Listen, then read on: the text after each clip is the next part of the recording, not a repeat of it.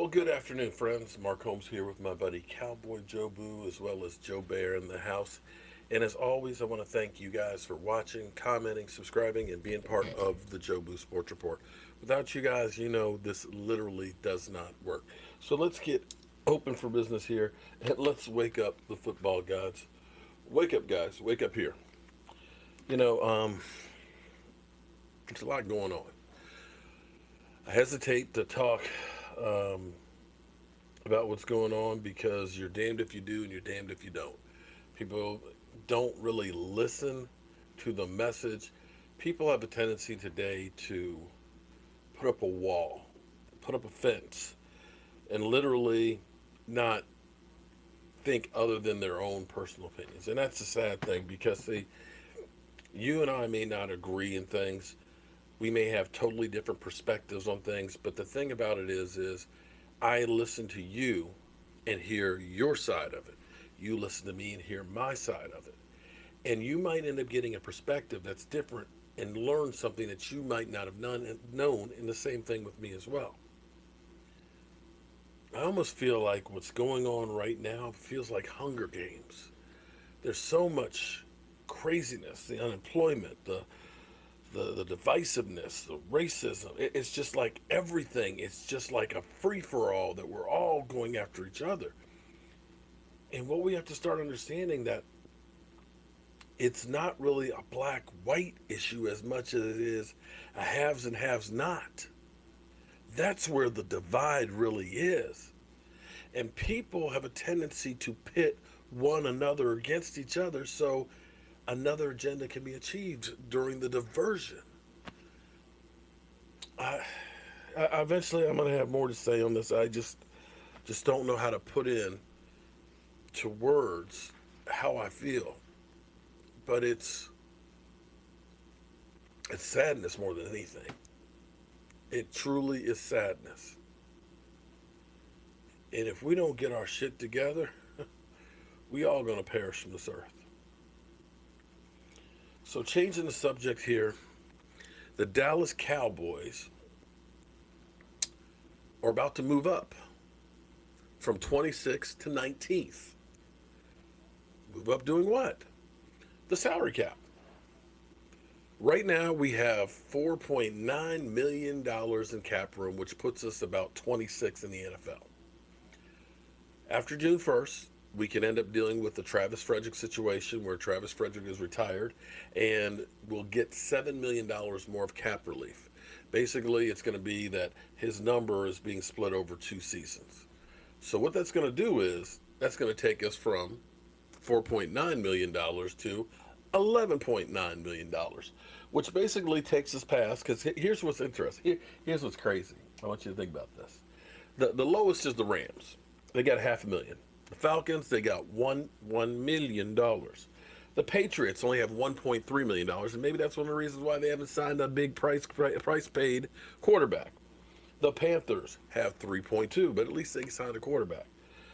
The Buccaneers have 4.8 after signing a quarterback. The Chiefs have 4.8. Now they got the 4.8 million. They just ended up saving some money. I believe they've restructured a contract. Oh no. I'm sorry, that was the Texans. Excuse me. Then we have our Cowboys at $4.9 million. Of course, we're going to add $7 million to it, which is great. Steelers, 5.7. I'm going to go past the Raiders at 8.2, past the Bears at 8.7, past the Cardinals at 8.9, past the Saints with 9, and past the Ravens at $9 million, and we'll sit just behind the Minnesota Vikings at 12.2. That's great news because when you think about what the Dallas Cowboys have done, I understand this.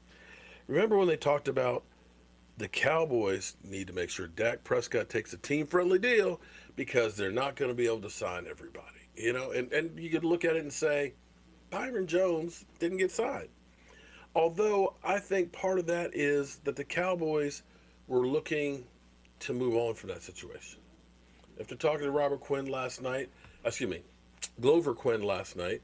and talking about takeaways. He's like, some guys just aren't those kind of guys. They're great cover corners and stuff, but taking the football away is kind of an attitude thing. It's one of those things that the skills have to be there. And it may be that the Dallas Cowboys looked and said, you got 2 interceptions over your career in 4 years. We're not going to pay $17 million for that. And that's why they ended up drafting Diggs. That's why they go get guys like, Clinton Dix, because they're changing the narrative on it. So when you think about the Dallas Cowboys, what they've done, they've basically signed Dak Prescott at the highest number you could, being the franchise tag. You get no relief when you do a franchise tag. There is no prorating it or kicking it down the road and paying the first year real low. And, you can't finagle the numbers when it comes to a franchise tag. It is that number. It's a hard number. And that's the most expensive way they could be paying Dak Prescott this year.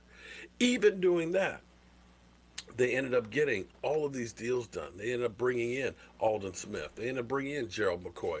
They ended up bringing in Dontari Poe. They ended up bringing in Clinton Dix. They ended up bringing in, I can't think of his name right now, the tight end from Kansas City. But they have brought another kicker. They have brought in all of these guys with the money that we've had. We've signed Dak Prescott. You got Zeke Elliott. They got Amari Cooper's deal done. You got Jalen Smith tied up. You got your offensive line squared away. They got everything done, and they're still about to have $12 million. And they could get even more once they get Dak Prescott's long-term deal done. And you have to look at that and say, hey, that's pretty damn good. That's pretty good, because you can look at teams that, like the Patriots, right now they got $1.3 million, and they may need to get a quarterback. You look at the Rams that have $500,000, and they're going to pay Jalen Ramsey, and don't have a number one draft pick last year, or this past year, or next year. So you have to look at the Cowboys and say they've done actually really, really well with this. And you get Dak Prescott's deal done, we're going to have over $20 million of cap space. And when you start looking at that, take a look at that, where that's going to put us. Look at this. You've got the Browns at 37, the Redskins at 35, the Lions at 29, the Eagles at 24, the Bengals, the Colts, the Dolphins, and the Chargers and the Texans. You all of a sudden have money that you can still do other things with or roll over to the following year. So, that's some great news on our Dallas Cowboys. So we're going to keep on bringing it to you, keep taking care of business, and we're going to keep on praying for all of us. Please, please, please be careful out there. You got the riots, we got the Rona, and we got stupidity. Be safe. And I'll talk to you guys later.